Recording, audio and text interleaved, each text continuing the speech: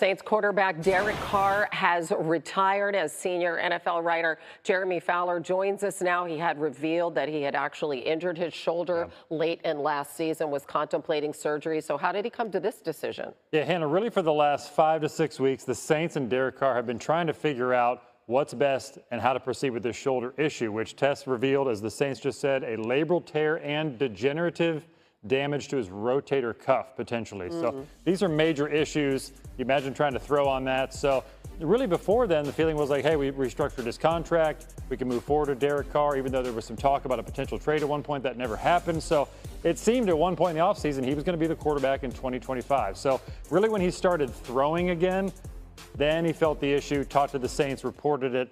They tried to shake this out. You know, I think the Saints in a perfect world hoped that he could maybe rehab to health. It just seems like that was not in the cards. So after 11 seasons, he is retired. Wow. Big picture, looking at his career, how would you describe his legacy? You know, his legacy is probably underrated in a lot of ways. You know, I've actually recently talked to people with the Raiders and with the Saints, you know, because I was trying to get a grasp of his career because of all the turmoil around what was going on with the Saints and the uncertainty here, which eventually resulted in this. And the feeling was, he constantly had different head coaches. He constantly had different coordinators. We saw again, last year he was close with Clint Kubiak, his offensive coordinator. Now Kubiak leaves, Kellen Moore in. He always was dealing with constant change.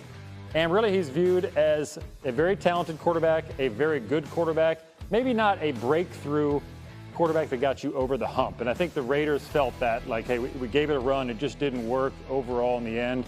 But very productive player, always a consummate professional.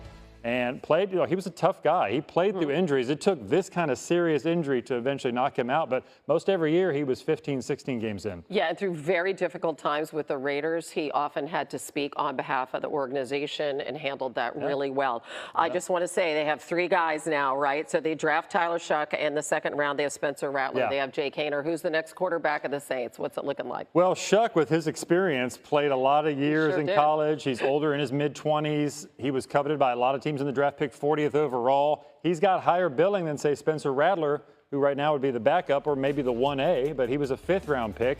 Some people in the building are high on Rattler as well, so they're going to play this out. It's been interesting, the existence in the Saints quarterback room and offensive rooms lately, because they thought maybe Derek Carr could play, but they really were just talking to him more as a person than they were like game planning. So Carr really hasn't been a part of a lot of the football talks of late. So it's been like young guys in a quarterback room trying to mold that room together, see what they can do. And Tyler Shuck, they're really high on him. Assuming things go well in the next 3 or 4 months, there's no reason why he can't see the field in 2025 because of the pedigree and the experience he already comes in with. I mean, not see the field. What about, is this a guy that it's thought could start from week 1? They hope so. I mean, the Saints did a ton of work on quarterbacks in the draft. They looked hard at Jackson Dart, but felt like number 9 overall would be a little high for them, where they were picking in the 1st round. So early 2nd round, they targeted Shuck, who has got some arm strength. He's got some major ability. Yep. All right. Derek Carr ending a career, and we certainly wish him well. Former Louisiana running back Emory Hunt, both Shedeur Sanders and Dillon Gabriel looked good in their first NFL practice. Emory, who do you think will separate himself in this crowded quarterback room in Cleveland?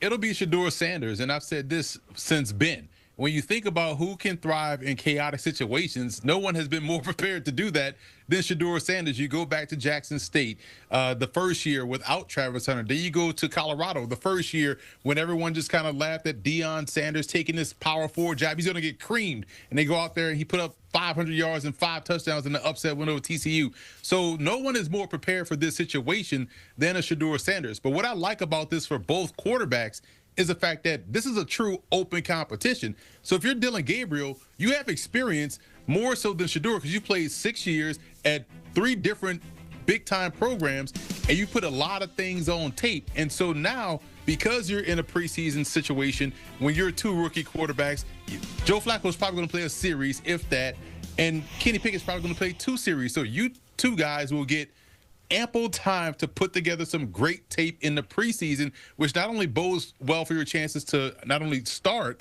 but also start somewhere else and drive up your value. So I love this for both guys, but if I had to pick one, it would be Shedeur Sanders, because I had a higher grade on him, and I think his touch timing, anticipation, accuracy, situational football just grades out tremendously, and it shows itself up on film in any situation.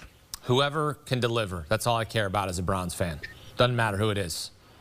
Shedeur Sanders, Colonel Sanders, Deion Sanders come to a game. He can throw the football if he wants to. Just figure it out and get some wins and put the Browns back on the map.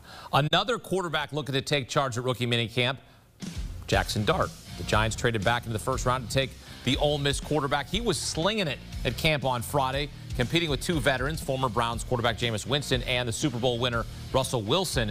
When Dart visited the Giants before the draft, he put on a clinic. Take a look. If I said gun, diesel right, 56, F my canner, who's running the shallow? The F. Who's running the curl? The X. Running the post? The Z. Who's running the middle? The Y. Good. All right. Let's play one more game. All right. Turn around. All right.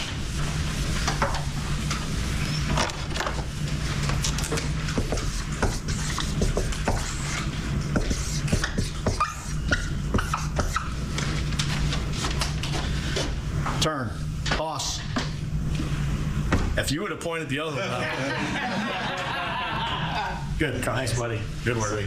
You threw it out in there. Good job, buddy. Thank you. Love that stuff. That was impressive. Jackson Dart, as the kids would say, was cooking there. Head coach Brian Dable, his staff loved it. Those videos are so cool because it takes you inside the draft room, what they're thinking, making the prospects think on their feet. I love seeing that stuff. Your reaction to just what he's able to do in that room to impress them, because I know you're out here on our big screen and you're breaking down plays. How difficult is that when you're in a room like that up against the NFL front office and you're talking to a head coach and you're trying to impress them? Well, it's a job interview, and you kind of want to make sure these guys understand what they're getting, and you want to impress. It can be a little bit nerve-wracking, but as a starting quarterback at a Power 4 program, you're kind of used to the spotlight. You're kind of used to the situations being a little bit tense. So I'm not surprised that he went there and did that. Most quarterbacks can do that because you have to know everything as a quarterback. You got to know what everybody's responsibility is. So your recall is going to be tremendous. What worries me about Dart has nothing to do with what we just saw in that video, because all that stuff is unquestioned. It's about how he does in situational football when the game is on the line versus pressure of the moment, pressure of the situation. And that stuff we won't know until the actual live game starts. But I do like this for him because I pulled up my scouting report from Matt Corral and my scouting report this year from Jackson Dart, and they're very similar. So in my eyes, if I zoom out a little bit, I'm like, okay, if I had the same grade and the same strengths and areas of improvement for both guys, then maybe it's the system that they're coming out of, because we're seeing Matt Corral struggle in the UFL trying to grasp what's going on in terms of things changing post-snap. Dart has the ability now to sit behind a Jameis Winston and a Russell Wilson, not be thrown into the fire. He's not competing for the starting job, so maybe he has a chance to break those tendencies